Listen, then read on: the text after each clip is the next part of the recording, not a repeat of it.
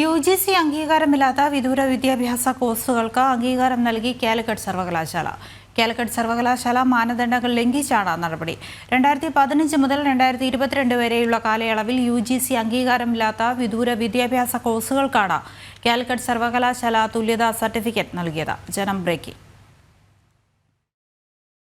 ഭാരതീയ സർവകലാശാലയുടെ 2015-22 കാലയളവിലെ UGC അംഗീകാരമില്ലാത്ത വിദൂര വിദ്യാഭ്യാസ കോഴ്സുകൾക്കാണ് തുല്യതാ സർട്ടിഫിക്കറ്റ് കാലിക്കറ്റ് സർവകലാശാല നൽകുന്നതായി പരാതികൾ ഉയരുന്നത്.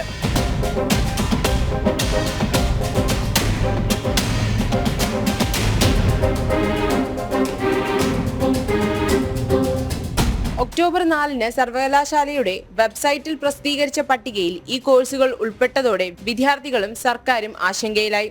വിദൂര വിദ്യാഭ്യാസ കോഴ്സുകൾക്ക് അംഗീകാരമില്ലെന്ന് നേരത്തെ പബ്ലിക് നോട്ടീസ് വഴി UGC വ്യക്തമാക്കിയിരുന്നതാണ്.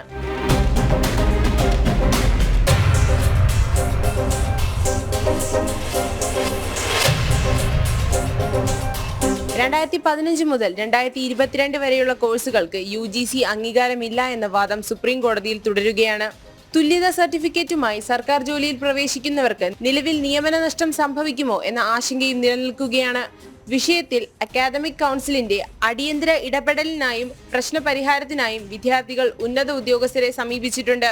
ജനം, തിരുവനന്തപുരം.